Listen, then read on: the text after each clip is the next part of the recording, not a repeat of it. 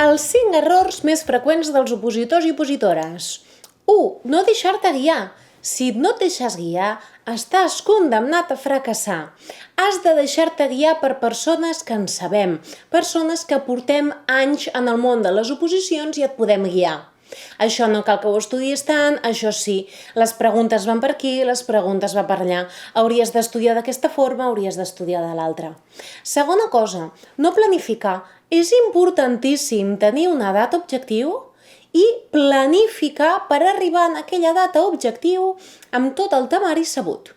Tercera cosa, treballar amb temaris de no qualitat, temaris d'aquests que 50 pàgines per una cosa que et podrien explicar amb 2 pàgines.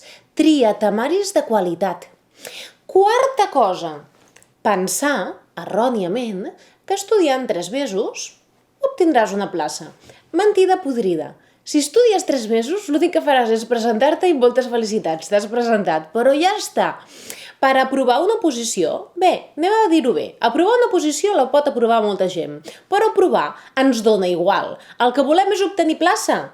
I qui obté plaça? Els qui tenen les millors notes. Per tant, aprovar una oposició és que ens dona igual. El que volem és ser els millors. Cinquena i última cosa. Referències legislatives actualitzades. Si us plau, qui estudi per la seva compte amb lleis, comproveu que esteu estudiant amb la referència legislativa actualitzada i que coneixeu tots els canvis que hi ha hagut darrerament.